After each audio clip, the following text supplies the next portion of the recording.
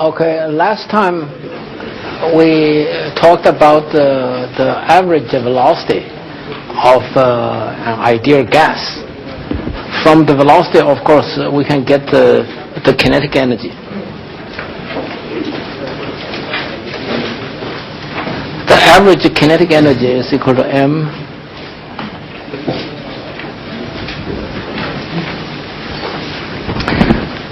and that according to what we have is m over 2 times 3 RT over total mass.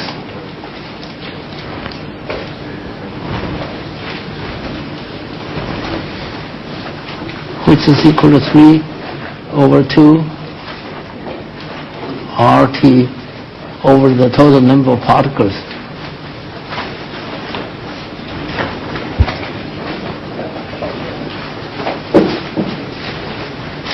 So it's equal to 3/2 of kT.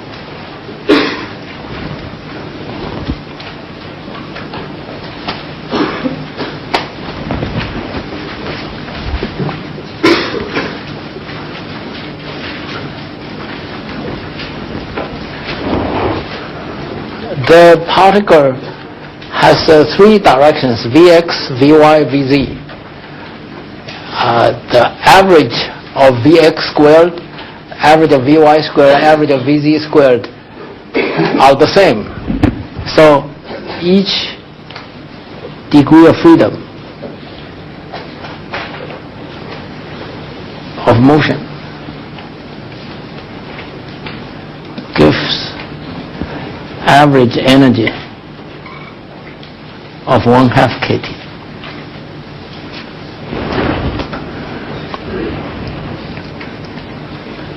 It is equal to about 4 times 10 to the minus 21 joules at 300 degree K.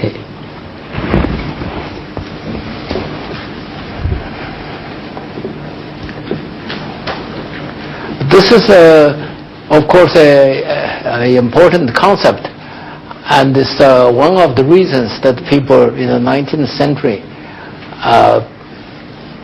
began to believe the kinetic theory, that indeed the particle motions contribute to the mass, to the energy of the system. And since the energy can be measured in various ways, so this became one of the important hints that the atomic theory or the kinetic theory is valid. But it was not universally accepted. There were strong oppositions to this idea.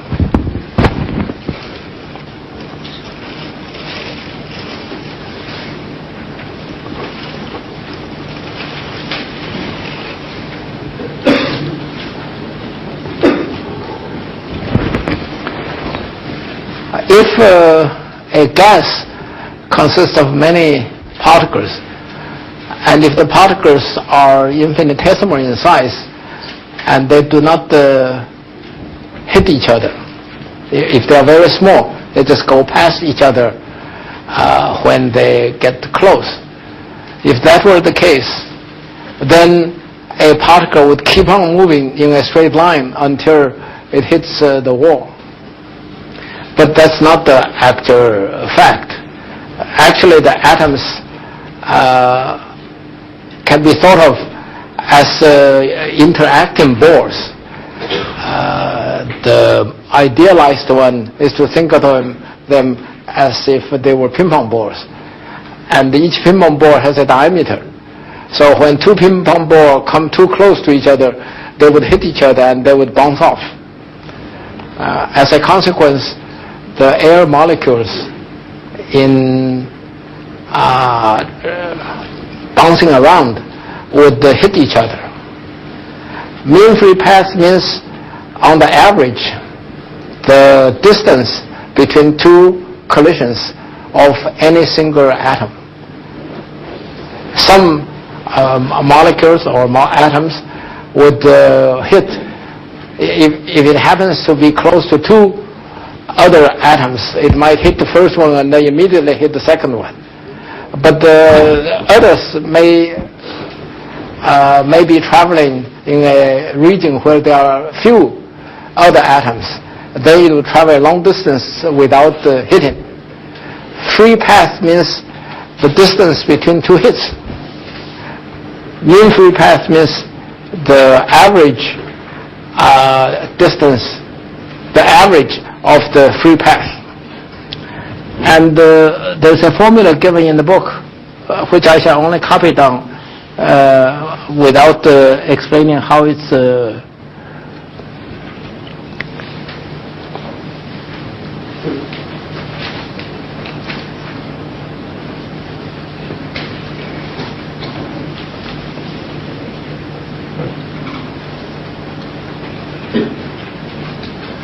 this is about a monatomic gas.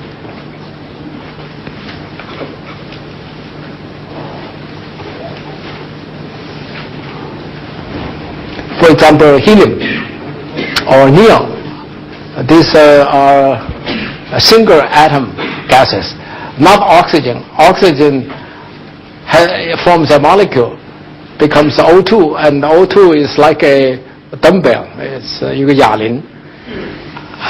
This formula is supposed to be valid for monatomic gases, and rho is the density of atoms per unit volume, and d is the diameter. This formula is 20-25. This formula is supposed to be valid for hard spheres, like ping pong balls. But actually atoms are not ping pong balls. The atoms already have a force on each other even at a distance, and it's a rather complicated thing.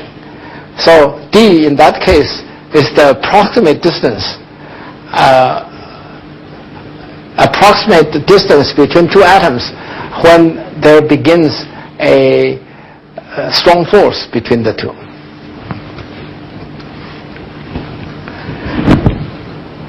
At the 1 atmosphere, at 300 degrees Kelvin, lambda is approximately 10 to the minus 7 meters.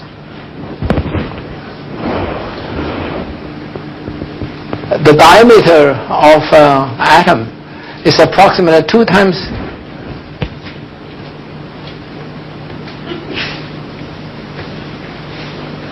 it's approximately 2 times 10 to the minus 10 meters. So you see that the mean free path is rather large compared to the diameters. So you can think of a lot of ping pong balls bouncing around. The average distance between them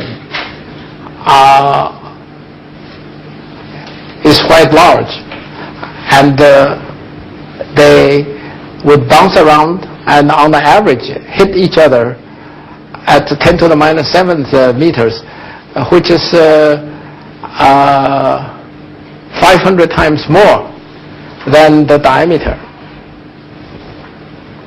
So in general, most of the time it's not hitting, but once in a while it would hit.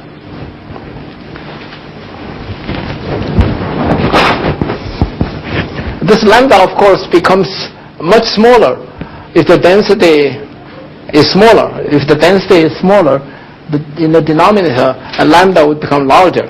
So if you go to high atmospheres where the density of air becomes less, then the mean free path becomes much longer. Well, that's of course very natural. There are fewer obstacles to hit, so therefore the mean free path becomes longer.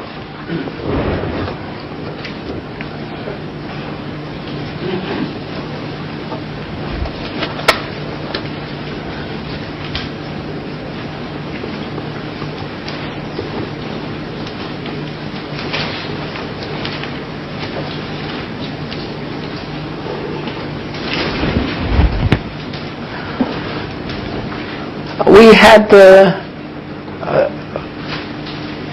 last time and earlier today talk about the average velocity of molecules and atoms.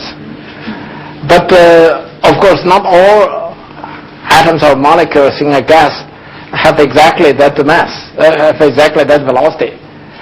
Some of them have higher velocities, other of them has lower velocities. And that distribution is called Maxwellian distribution.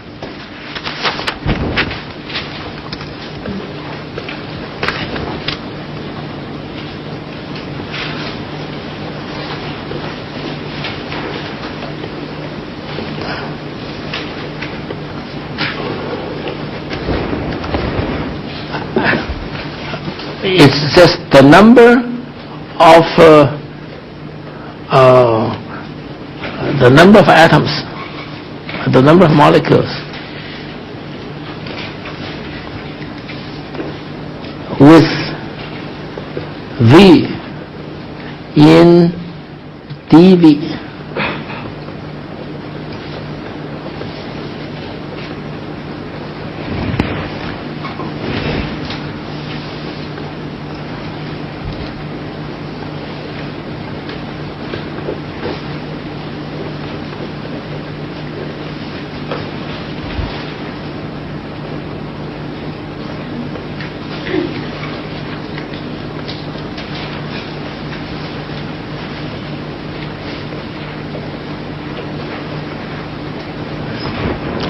Let's understand this formula. The number of molecules with V in dV, that means the V is in Vx plus dV, that means V in Vx to Vx plus dVx, Vy to Vy plus dVy. This is a small interval. 一个小的 Vx 的阶段，从 Vx 到 dVx，Vy 上 Vz 是这样。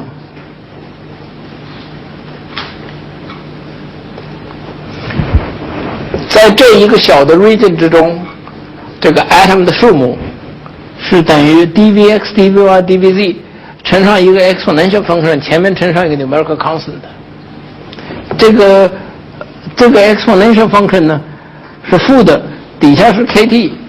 上头是1/2个 mv squared。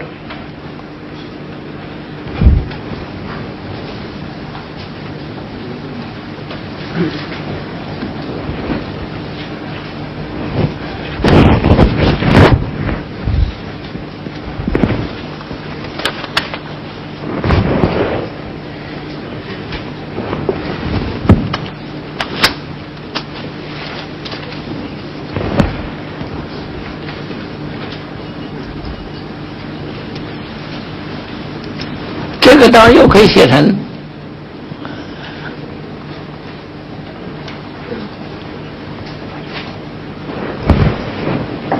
这个通常写成这样，就是把前面这个东西写成 PV， 所以 P of V 就等于 constant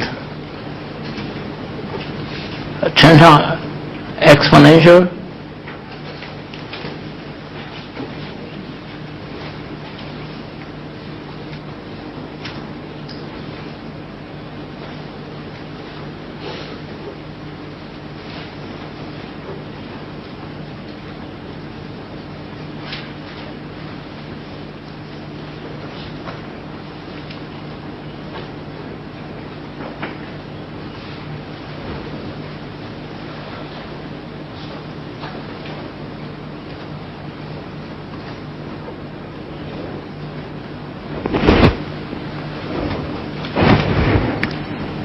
因为这个 v squared 是 vx squared 加 vy squared 加 vz squared， 所以我可以把它写成三项乘起来。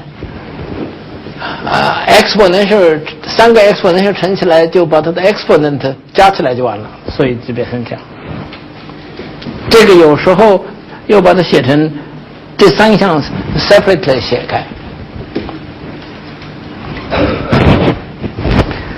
这个 constant 是怎么 determine 呢？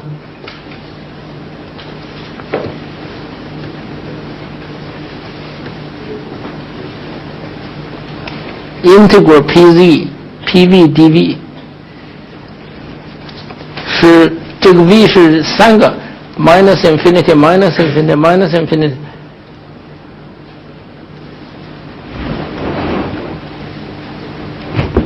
我不应该叫 number probability。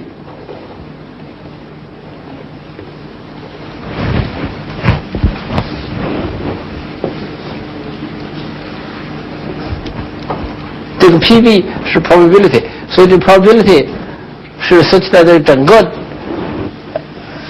所有的 possibility integral 就等于1。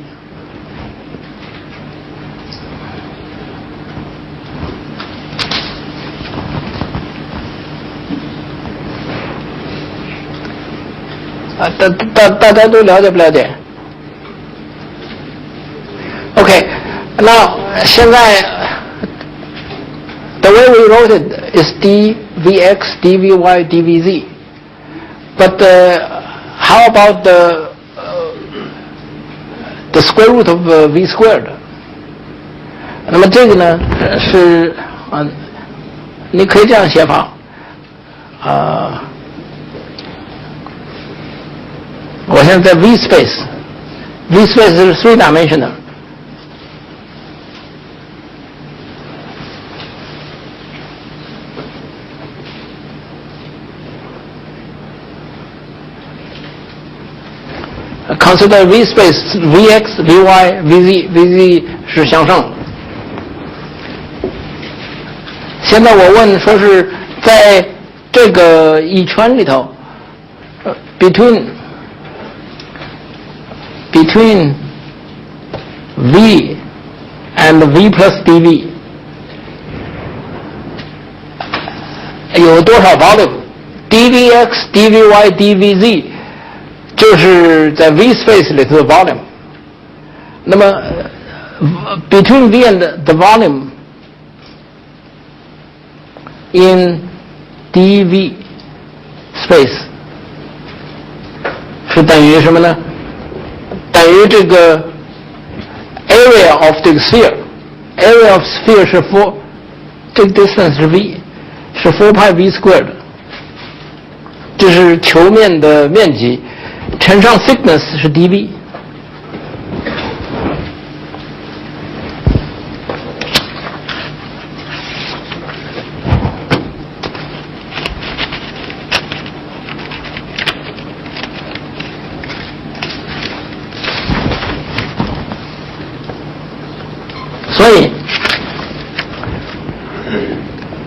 所以你刚才那个 pv dv。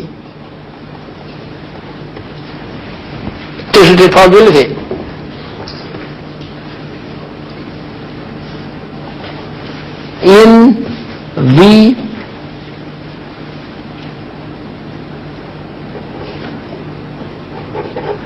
for v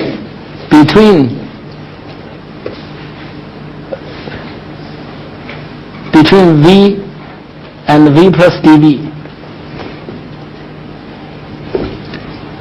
这个 probability 呢，就等于刚才这个 area 4 pi v square dv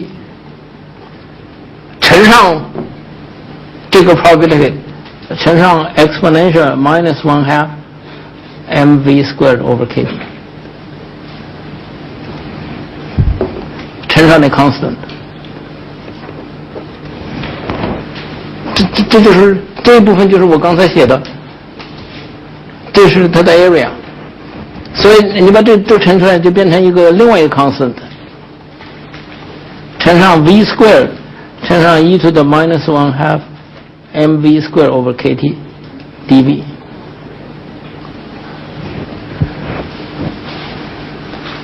这个 probability 有时候写成 pv dv， 这不一样的地方是，这个是 speed， 是 1 dimension 的，刚才写的那个是3个 dimension 的。这两个是一回事情，不一样的是3个 dimension 的1个 dimension 时候，这有个 v squared， 在3个 dimension 时候没有那 v squared。为什么有这个 difference 呢？就是刚才讲的那个球面积是4 pi v square， 所以从 dvx dvy dvz 变成 dv 的时候要出一个4 pi v square 的。这个方面呢是2027。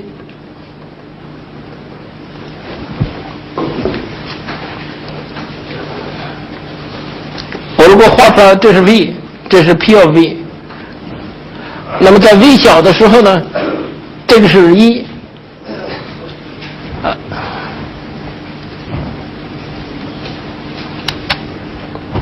在 v 小的时候，这个 exponential 是1，所以就是 v squared， 所以是这样。这个地方是个 parabola， 然后涨上来，然后到 v 非常之大的时候呢，这个虽然很大 ，but the exponential would damp down. Exponential minus v squared goes down much faster than a v squared. So therefore, this whole thing becomes 0.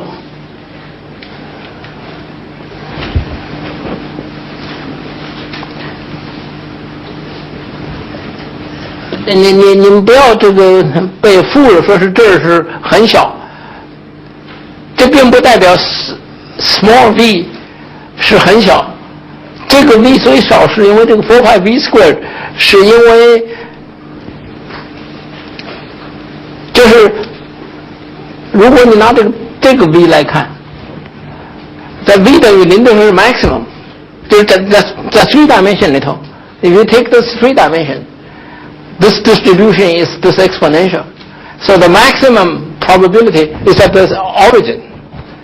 就是不动的 velocity 的是 probability 最大，越远的时候就搭一档，是一个包，一个土包。可是这个地方为什么变成有个 v square 呢？是因为非常小的 v， 它那个 area 小，没有那么多 small v 的那个面积小。这一点你们得好了解。那么这个 distribution 有一个特点，这个特点就是代表 there exists even though with a very small probability very large velocities。这个我们这空气里头是动来动去的，有很快的。那么这个 is also true in a liquid. So.In water, the molecules are moving around, and there are some that's moving very fast, and those that move very fast are likely to escape. So, when you have evaporation, the particles that come, the molecules that are evaporated, in general have larger average velocity than the molecules which have not escaped. Those that are too slow would bounce back. That's the reason why you need to heat it, because the average energy in the gaseous state is larger than the average energy in the liquid state. So to convert, to keep the temperature fixed, you need to supply energy. That's why there's energy of evaporation. And that's also true for the heat of melting. When ice melts into water, the average energy of the motion of the atoms of the molecules in ice is less than those in the liquid. So therefore you need to supply heat in order to make the transformation.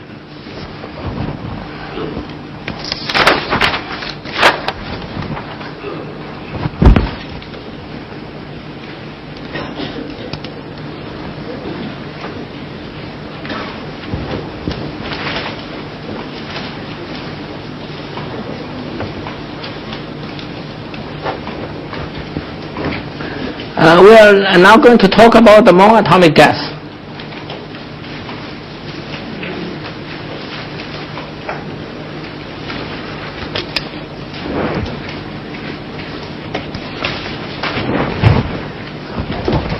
Now, what has the internal energy? Each degree of freedom has a 1/2. It has 3 degrees of freedom. So the average energy per particle is this, and if you have n molecules, so that's the total energy, and that's equal to 3/2 is n divided by n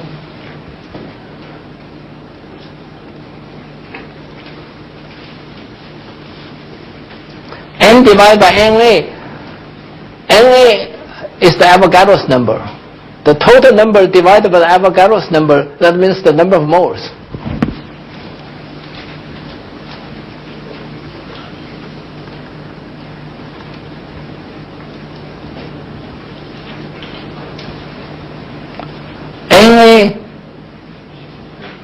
NAKT. NAK is R. So it's RT.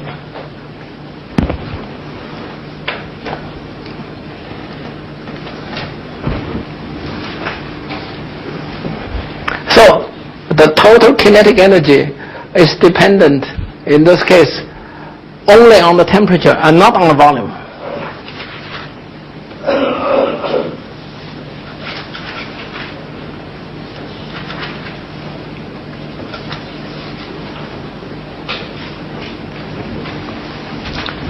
What we are talking about is the ideal monatomic gas.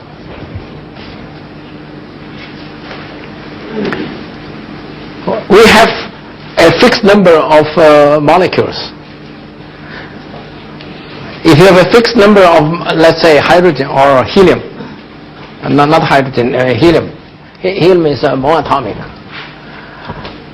You can still have two additional choices. You can put it at a certain temperature, and you can, at that temperature, you can make it large or small by changing the pressure. So that system has two variables, T and V. But for an ideal monatomic gas, the energy is only a function of T and not of V. This makes a monatomic gas very simple. Makes ideal monatomic gas very simple. No real gas is exactly like this. If you take helium,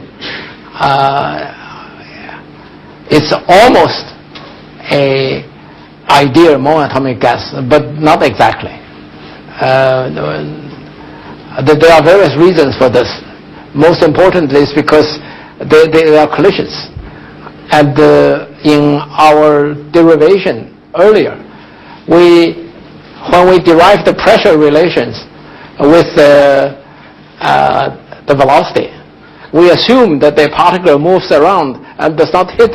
So therefore we said that in 1 unit of time it goes Vx in the x direction. And that divided by 2L, L in the box length, gives you the number of hits. That number of hits of the wall. That assumes that there's no collision between the atoms, which is in general not true. That means that for a non-ideal gas, this formula is not correct. That formula is not correct, and therefore this formula is not correct. But let us persist with this ideal monatomic gas, because for real gases at the usual volumes, the mean free path is very long, so you can neglect it. In that case, the specific heat per unit volume, CV is the specific heat per unit volume, is the increase of energy per unit time, per unit temperature increase, so it's equal to 3 to nR for 1 mole.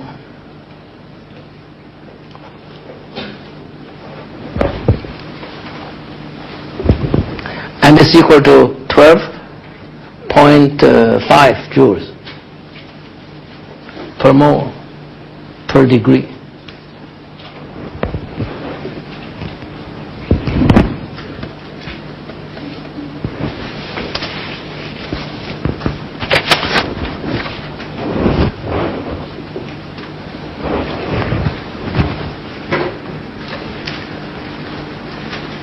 Already in the 19th century, people know that this is not true for a diatomic gas. For example, for nitrogen.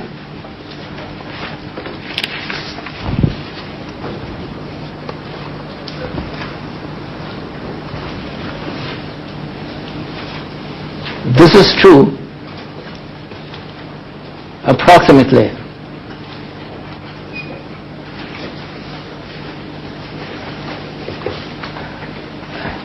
at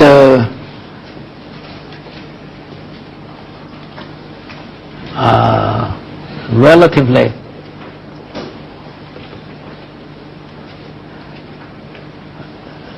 dilute situation.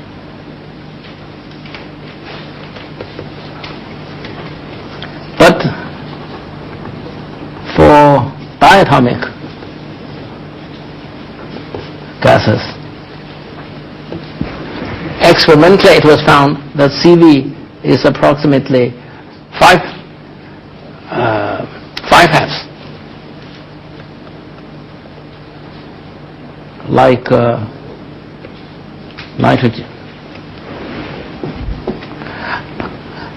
And for example, ammonium, CV is approximately equal to 6 halves.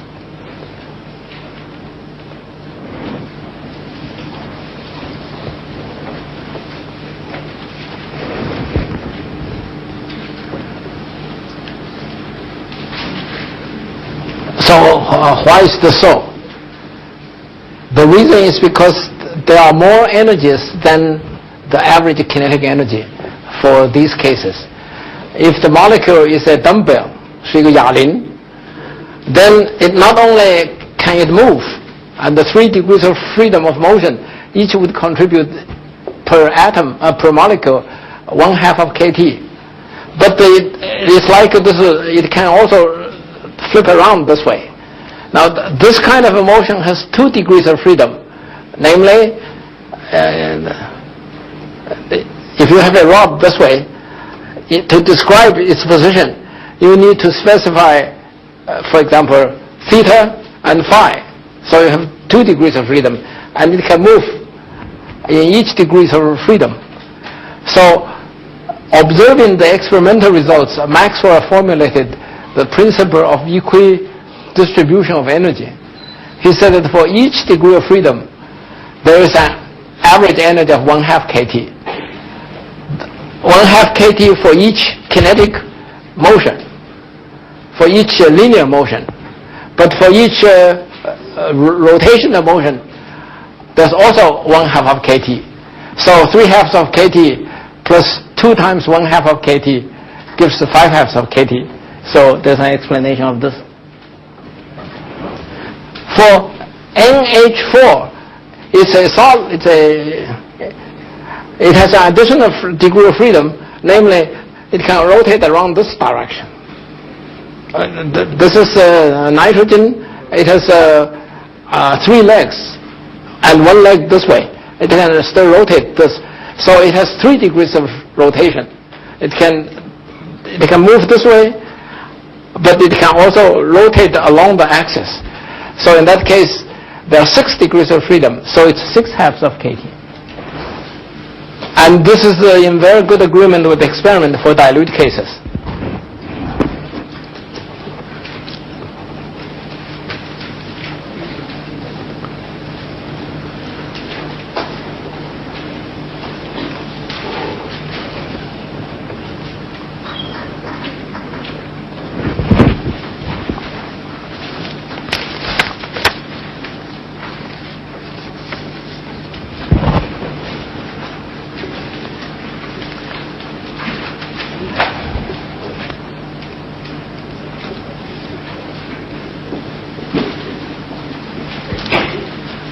But when one studies the problem more in detail, this was all in 19th century.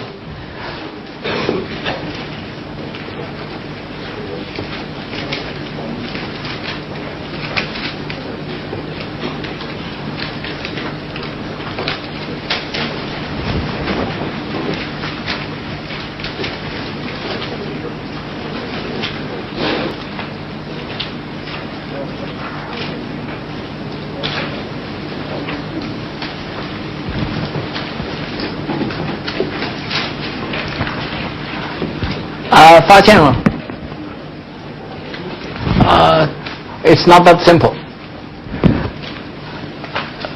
大家研究这个 CV over R for hydrogen atom。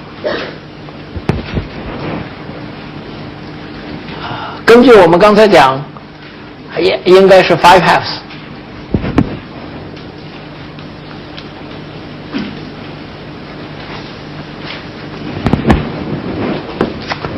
因为它有3个 linear motion，each of them gives you one half， 然后有一个 rotation 是一个棒子一样的，这个棒子有2个 degree， 所以是5 halves。是书上画出来这个 experimental 的图，这图是假如你这是100度 K， 这是 logarithmic 1000度 K， 这是10000度 K， 这边画 CV over R。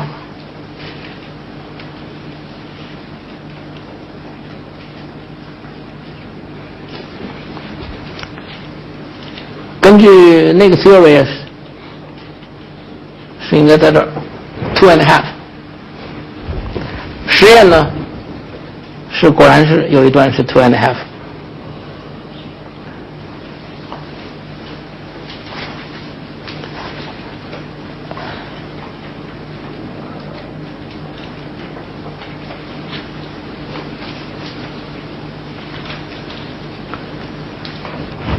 它变成3段，中间是有一段是 2.5，so everybody's happy。不过呢，你当温度低的时候呢，它只有 1.5， 再高了的话呢到3，所以这问题是what's going on？ 这个 this was a great puzzlement. This is not only true of hydrogen, it's true of all gases. And furthermore, it's not only true of gas, it's also true of solids, because there are also theories about the vibrations in the solid. And there's something called the Dulong-Petit law, which is almost true, but there are always deviations. So the question is, something is peculiar, and that's the first hint of quantum theory. The hint of quantum phenomena.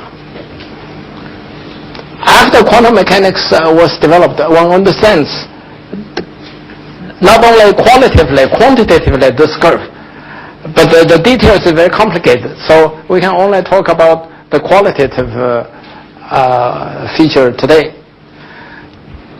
In this region, we have 5 degrees of freedom, correctly. In this region, there's one more additional degree of freedom. There's no rotation like this, but the dumbbell could vibrate. When we talk about this 5 degrees of freedom, we regard the hydrogen atom as a fixed dumbbell. But if your energy if the temperature is high enough, that means there's more. When the temperature is high, every degree of freedom wants to move or wants to agitate. So this vibrational degree of freedom also comes into the picture. And when that is fully developed, it increases this 1 degree of freedom. So this addition due to vibration.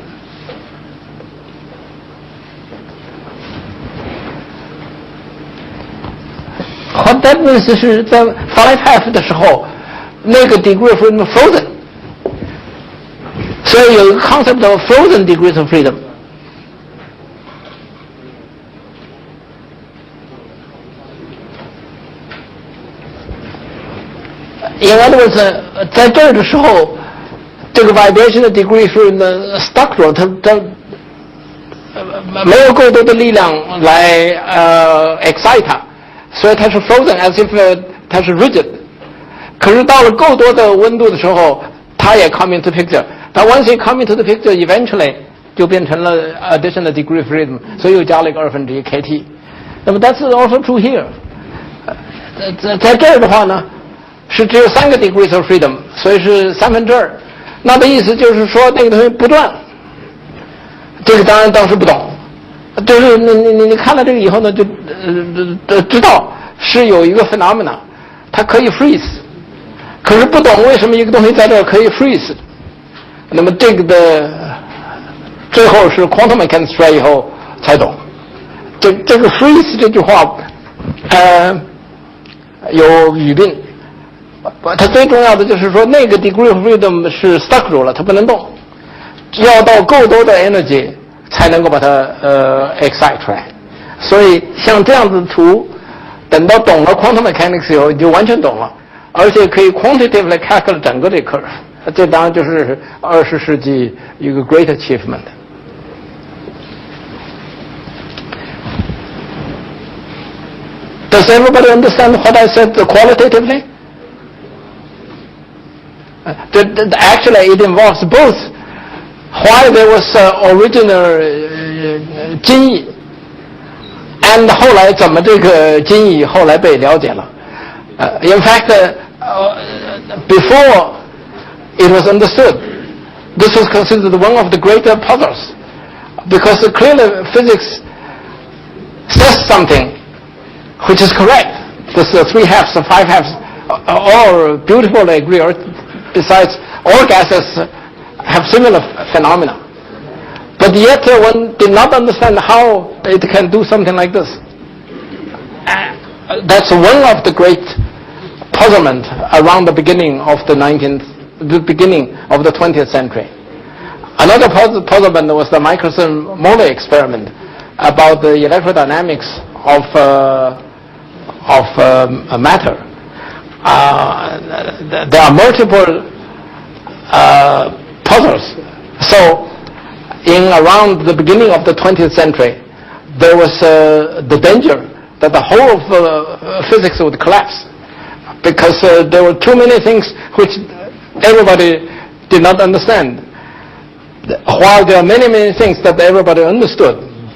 And this mixture of things understandable and things not understandable created a crisis.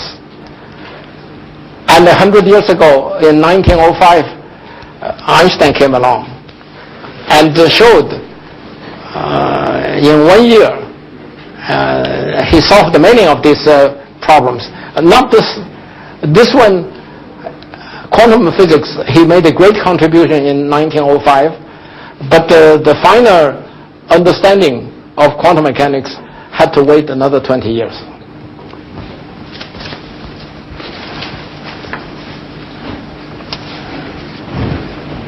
Now we come back to 20-8. Specific heat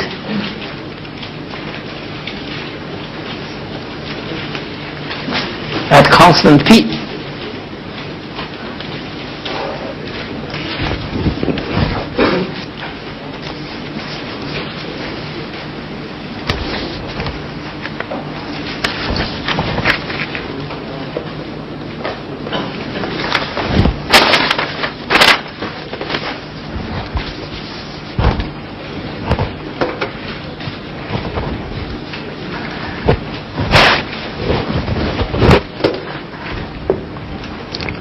现在我们 consider 1 mole of gas.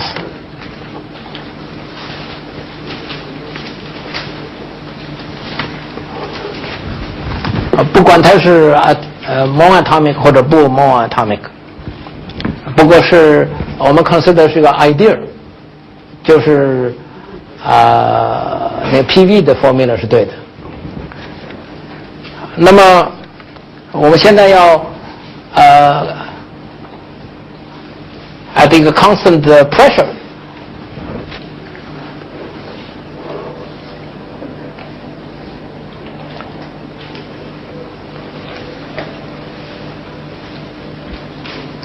This is the isotherm.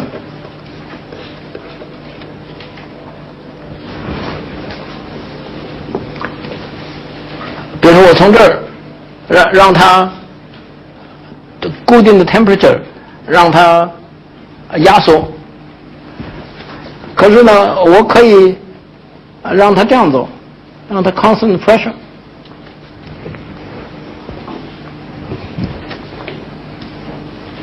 如果这样走的话呢，就是 at constant pressure 让它的 volume 增加，那么它的 temperature 也在增加，因为这个 curve 的 temperature 比这个 curve 的 temperature 大，所以一个 isotherm 一个constant pressure 的specific heat 是我们要算的。那么我们知道first law of thermodynamics 是说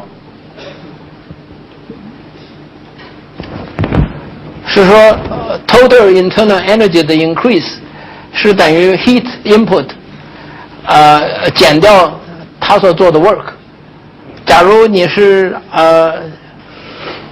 向这儿expand 的话，那么这 dV 是 positive 的 ，PdV 是 work done by the system on the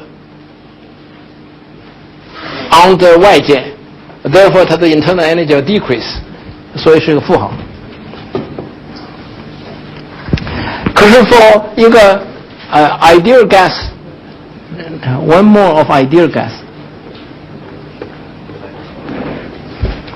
所以这个呢是 CV dt 就等于 dq 减去 PdV。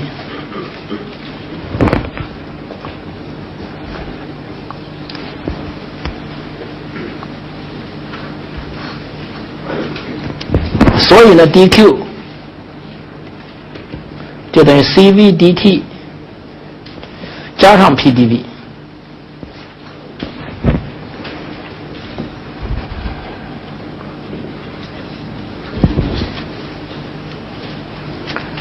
现在我们是 pressure 是 constant，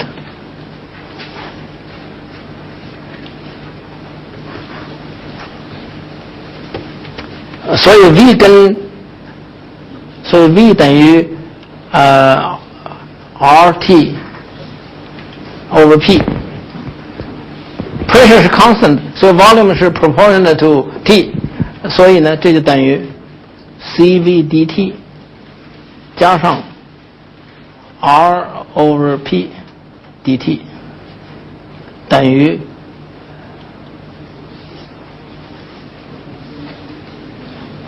CV 加上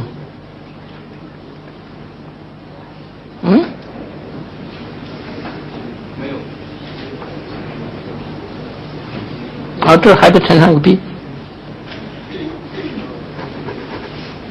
加上 R dt。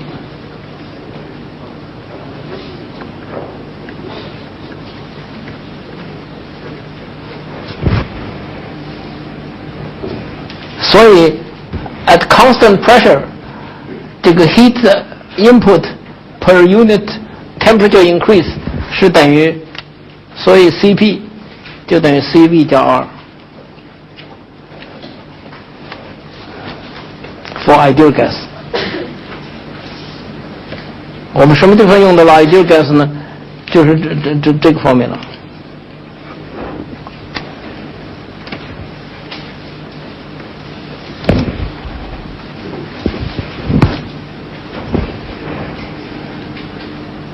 所以 constant pressure 它的 specific heat is larger。 为什么 larger 呢？道理很简单，因为你 constant pressure 的时候，你不单要internal energy 要 increase， 而且它还要做 work， 所以你必须要把你 heat 它的时候它要 expand， 它 expand 的时候它所做的 energy 你得要 heat 加进去，这就是这些方面的意思。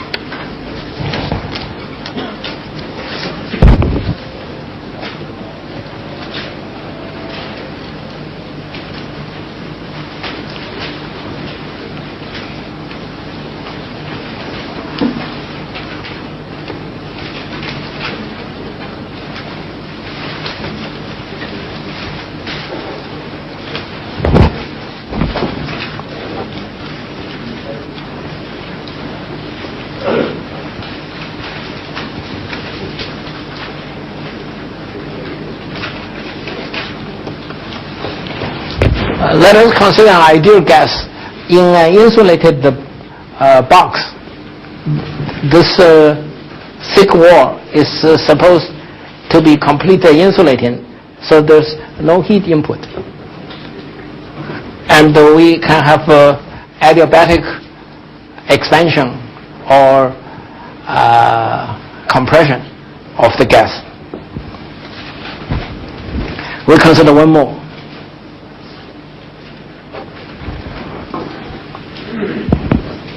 Again, we write the first law. D internal is equal to dq minus pdv. 我们现在是 adiabatic， 所以 dq 等于0。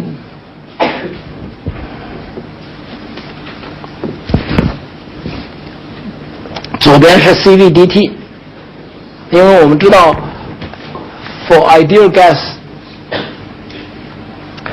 E internal 直对偏能 T， 我们刚才讲过了。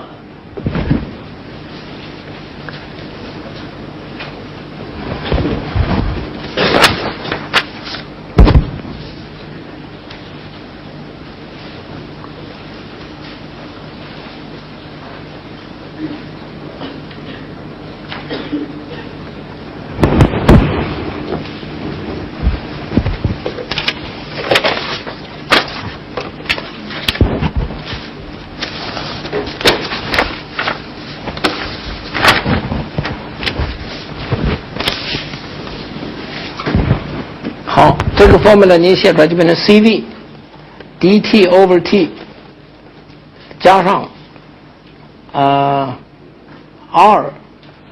dv over v 等于0。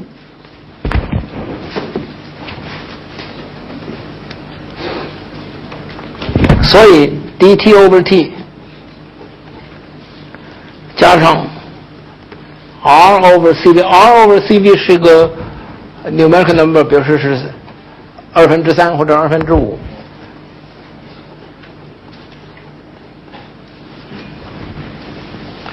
你把两边都 integrate， 所以这就是 log of t log to the base of e dt 加上 r over cv log of v 是等于一个 constant， 我们叫它叫做 k1。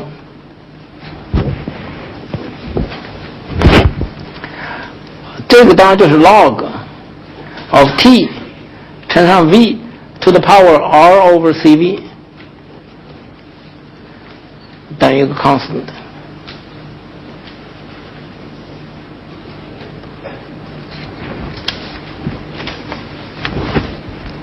所以 t 乘上 v r over cv 是等于这 exponential， 这个叫做 constant 2。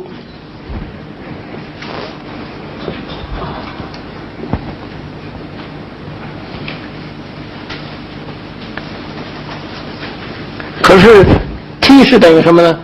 等于 pv， 我不要 t， 我要是 pv over r 是等于 t。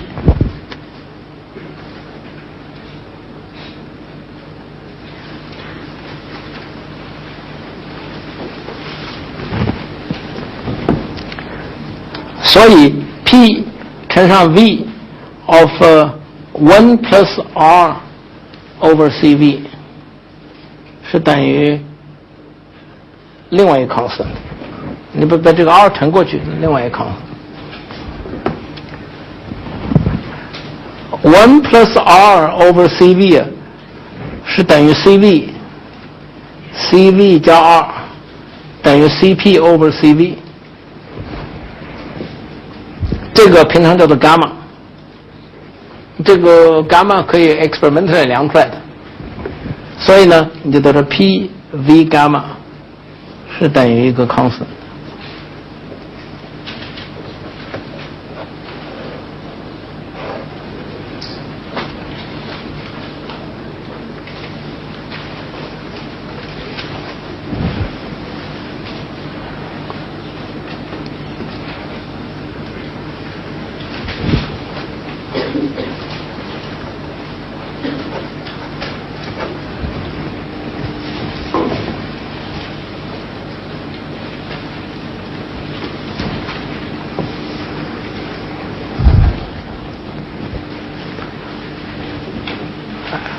For monatomic gas, Cp 是等于5/2 ，Cv 等于3/2，所以伽马等于5/3。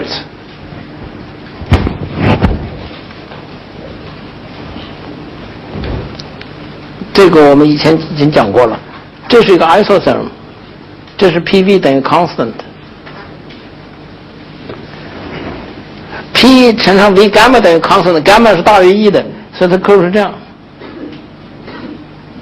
我们生活已经知道它要向这个方向走。那 now we know how it， 这个是一个 constant P， 这是 constant T。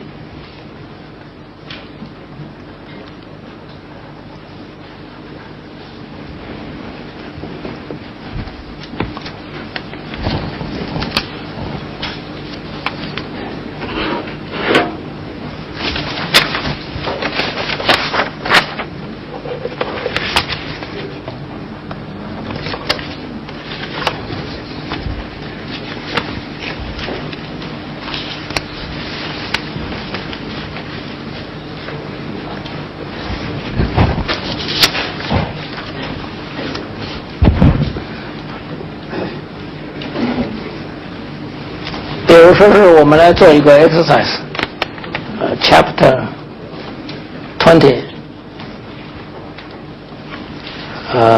56E，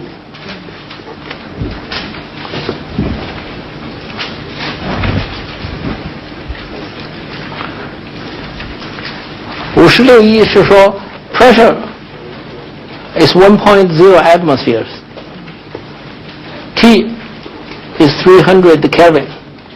That's approximately room temperature. 是 diatomic, but no oscillation. 有 rotation, so Cv 是等于5 hectare. 所以 gamma 等于7 halves divided by 5 halves 等于7/5。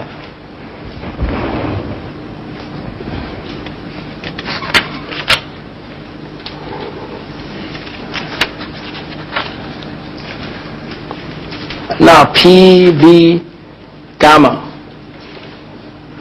就等于 PV 7 halves 7 fifths， 是等于 P 是一个 atmosphere 是 1.013 times 10 to the 5 pascals 乘上 2 它的 volume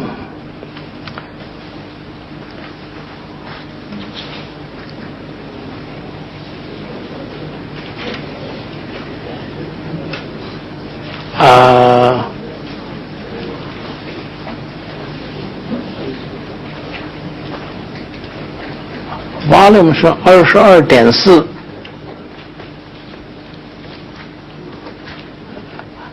at normal 一个 mole 是等于这么多，2个 mole， 它题目说是2 moles， 所以有2乘上这个都有7 halves power。This problem asks you to evaluate this international standard units, so whatever it is.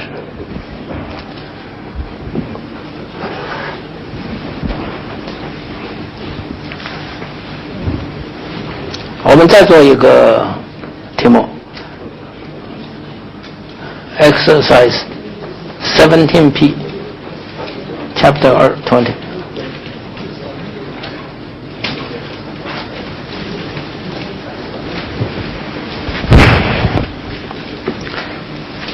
This one is something like this. You have a kind of gas. It's the same ideal gas.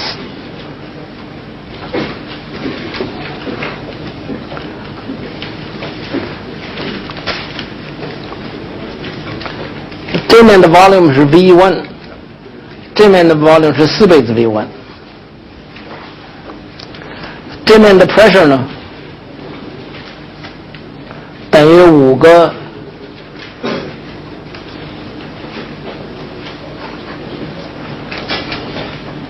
atmosphere，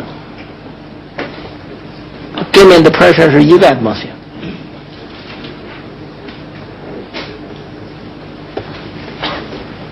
这面的 temperature 呢是300度，这面的 temperature 呢是400度。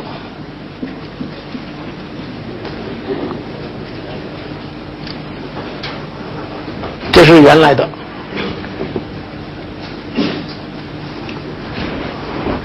Then you open the valve.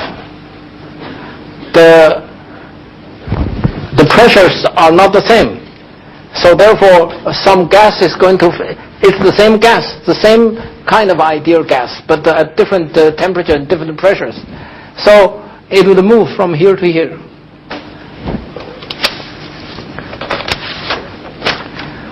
And it's assumed that the temperatures are kept constant. So now let's write down the final result. This is the initial.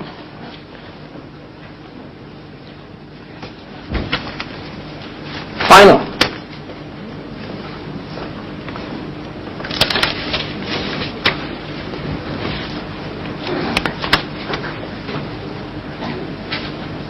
Final 的话有 P1 prime. They are kept at constant temperatures. So it's assumed that the T1 prime is equal to 300 degrees. T2 prime is equal to 400 degrees. You can do that by keeping them in baths so that there's constant heat exchange, so that the temperatures are not changed. But in the end, the two pressures have to be the same. So P1 prime, P2 prime is equal to P1 prime.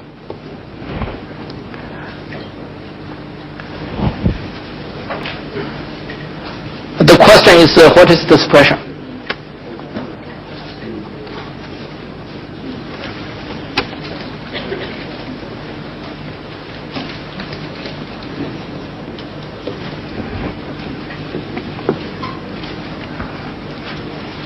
Okay. First, let's ask how many moles of material there are. The first important thing is to know how much gas there is here and how much gas there is there. So N1 is equal to P1 V1 divided by RT1.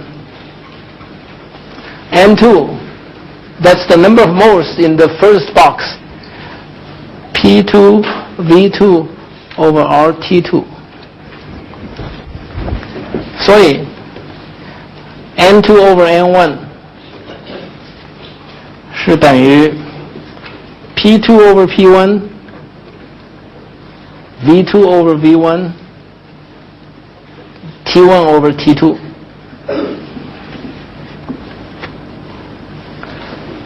P2 over P1 is 1/5.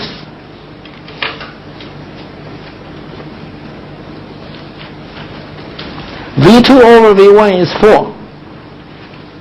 T1 over T2 is 300 over 400. So that's equal to 3/5.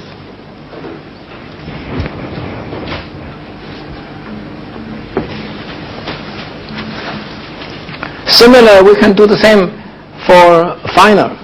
N1 prime is equal to P1 prime V1 prime divided by R T1 prime. N2 prime is equal to P2 prime V2 prime over R T2 prime. So N2 prime over N1 prime is equal to P2 prime over P1 prime V2 prime over V1 prime times T1 prime over T2 prime. And that's equal to P2 prime over P1 prime by definition is 1. V2 prime over V1 is 4. T1 prime over T2 prime is 300 over 400. So it's equal to 3.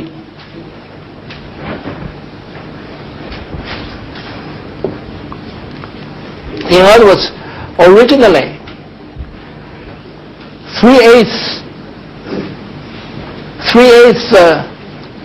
of the material is in here, and 5/8 is in here. No. Yes. N1 is to N2, 5 over 3.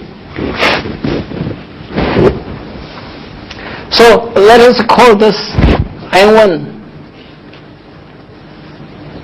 is 5x, then N2 is 3x.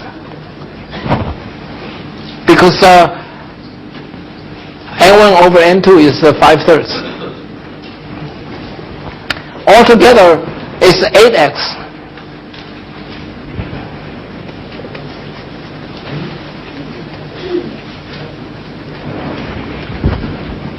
And that has to be equal to N1 prime plus N2 prime. So you have to distribute the nx moles in the two such that it becomes 3-to-1 in favor of the second one. It's clear it's 2-to-6. N1 prime is equal to 2x, N2 prime is equal to 6x. 这一来加起来是 8x, and ratio 是 1-to-3. So N1 prime is equal to 2x, N2 prime is equal to 6x.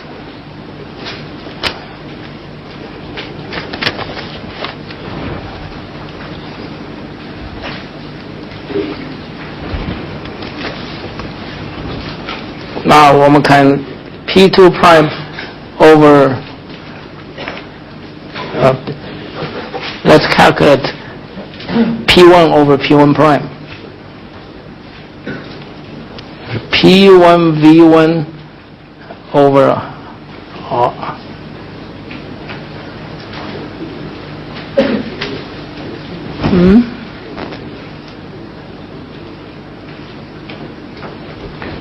P1 V1 over RT1, P1 prime V1 over RT1.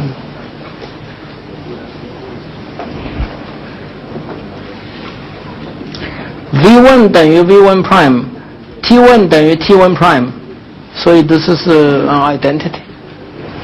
But that's equal to N1 over N1 prime. So it's equal to 5/2.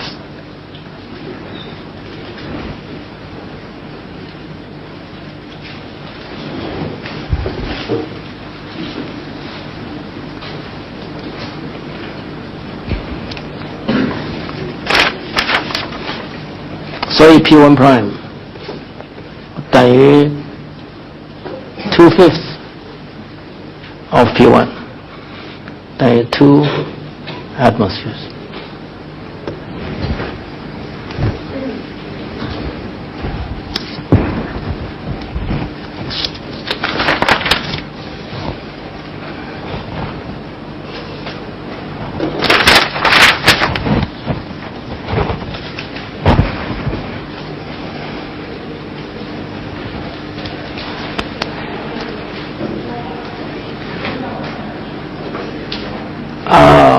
Any questions? Okay, I think we have now finished the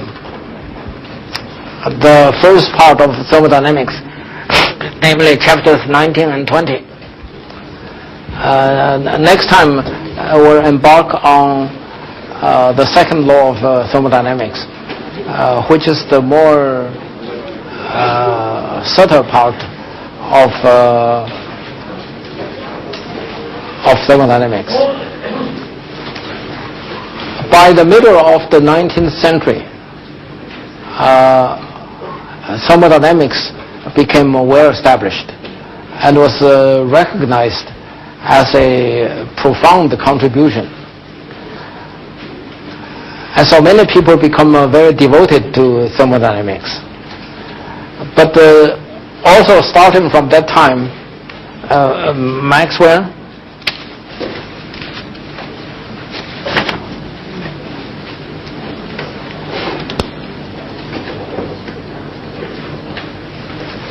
then Boltzmann, then Gibbs,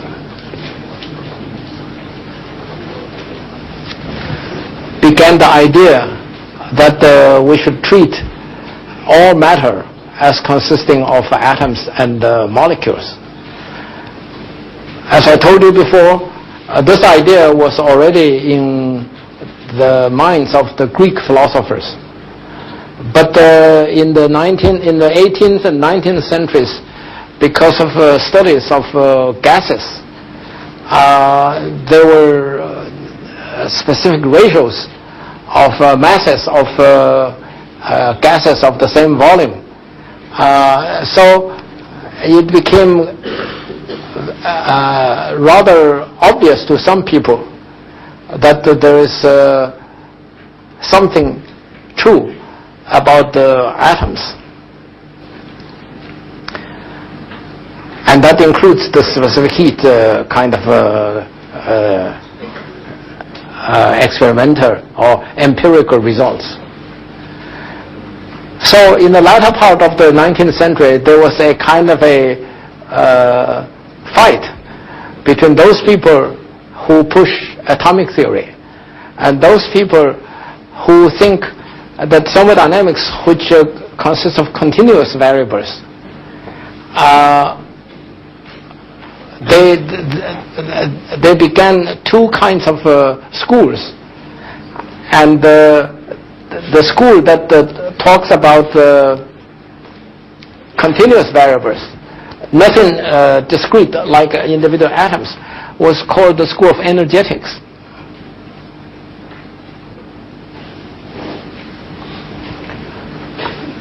And that consists of very important people. One of them was Mach. Another one was Oswald. Oswald was a distinguished chemist who won the Nobel Prize at the beginning of the 20th century. And it happens that Mach and Oswald were both colleagues of Boltzmann. And so they had tremendous conflicts. And that conflict was believed to be part of the reason for Boltzmann's suicide in 1906. But actually, around that time, Boltzmann was already winning, or rather, the atomic theory was already winning. Because a few years before that, at the end of the 19th century, in the last decade of the 19th century, there were many new discoveries experimentally. There was the discovery of cathode ray. There was discovery of X-rays by Röntgen.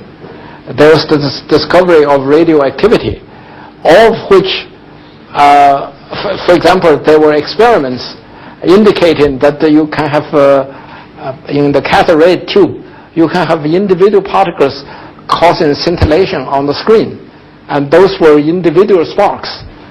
So, for those people who kept informed about those new experimental results, it was clear that there must be atoms.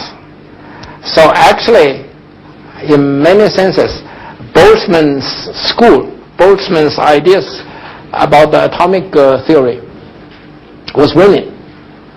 But nevertheless, he was depressed physiologically and also because of the tremendous dispute. So he committed suicide. Independently of Maxwell is already dead. Maxwell died rather young in 1879. So this great controversy was mostly between Boltzmann and the school of energetics. But then came along Gibbs. Gibbs was an American. He was in some sense isolated from the European physicists. In those days, America was very, very backward. In fact, the first university in the United States that was doing some research work was at Johns Hopkins University in the 1860s or 1870s. Because of that, Johns Hopkins today maintains the reputation of being a very good research university. Gibbs was at Yale. He grew up on the Yale campus and he became a professor at Yale. However, the American universities did not appreciate his talents. And since he had some money from his father, so he paid no salary at all.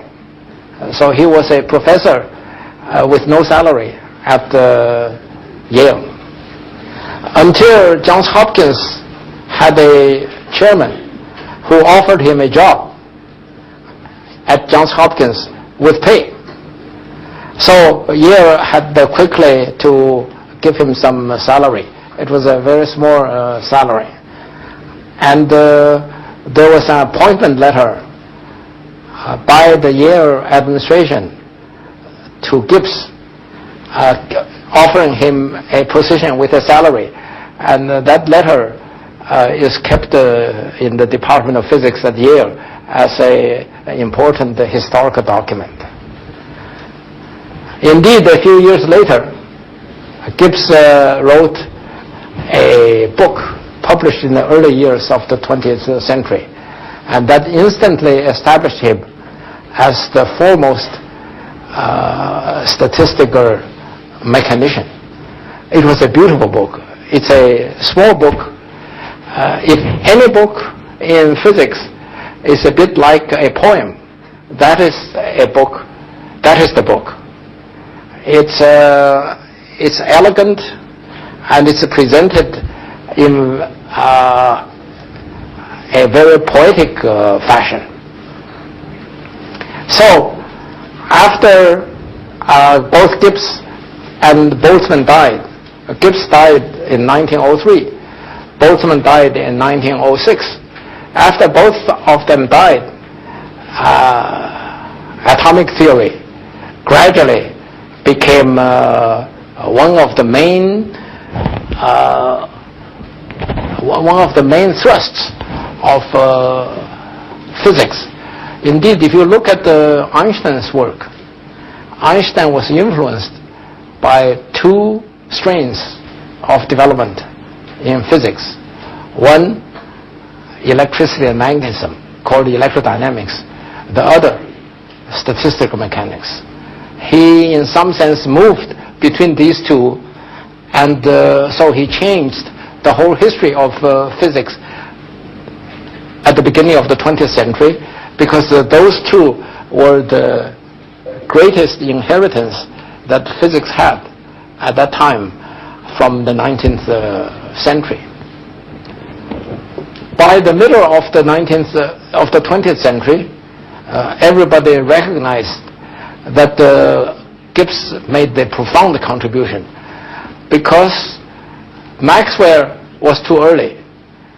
Maxwell had the Maxwell distribution. We talked about that. Maxwell had the equi-distribution. We also talked about that. But the Maxwell died too early before the subsequent developments. Boltzmann carried on and had a great contribution conceptually. And so therefore today there's a formula called Boltzmann's formula, relating the concept of entropy to the concept of probability. That is a most important development in the history of physics. In fact, Boltzmann is buried in a cemetery outside of Vienna, and at his tomb there is a marble pillar with Boltzmann's formula carved on it. On top of that pillar there's a bust of Boltzmann. However, Boltzmann's reputation was eclipsed by Gibbs. The reason is because Gibbs' book is more easy to understand. Boltzmann wrote a lot, and it's somewhat confusing when you try to read it. And he did not formulate, in fact, the famous formula, which I refer to, carved on his tomb, he did not write down. It was Planck who wrote it down for him. Planck did the right thing, because if you read Boltzmann, he had all the ideas, but he did not write it down as a formula. So today, Boltzmann's most important contribution was in fact not written down as a formula by Boltzmann. That's a kind of a characteristic of Boltzmann's style of presentation. Gibbs, in contrast, had very concise formula, and these formula are now what everybody in statistical mechanics in the 20th century uses. So therefore, Gibbs became much more famous than Boltzmann. In fact, both Einstein and Bohr had said that Gibbs is the great statistical mechanics founder. Is that fair to Boltzmann? I think it depends on your viewpoint. Boltzmann had key ideas, but he did not formulate them in a understandable fashion. And Gibbs not only shared the same key ideas, he presented them in very useful form, and these forms are what all subsequent people used. But there are continuous disputes among physicists about who was the greater. In particular, Boltzmann had a student named Ehrenfest. Ehrenfest was about Einstein's age, a great friend of Einstein's. By the way, he also committed suicide in the 1930s. He and his wife, who was also a physicist, on their honeymoon in the 1910s, decided to spend their honeymoon to write a book so that his beloved teacher Boltzmann would become accepted as the great founder of statistical mechanics. The book, according to the people who read it, was very interesting. I never read it. It's very few people have really read it. Now, I think there is no doubt that most people agree that Boltzmann, in his influence, is much greater than, Gibbs in his influence is much greater than Boltzmann's. The biography that I wrote down for you, a recent biography, specifically went into this subject about the relative contributions of Boltzmann and Gibbs. The author clearly is a bit partial towards Boltzmann. But in any case, there's no doubt that Maxwell, Boltzmann, and Gibbs were the ones who had the key ideas which shaped 20th century understanding of the structure of matter. And all the 20th century technological miracles, like the semiconductor and the computer, were of course dependent on electrodynamics, depend on atomic theory, and depend on quantum mechanics. So next time we'll talk about the second law of thermodynamics, and probably after that we'll embark on electricity and magnetism.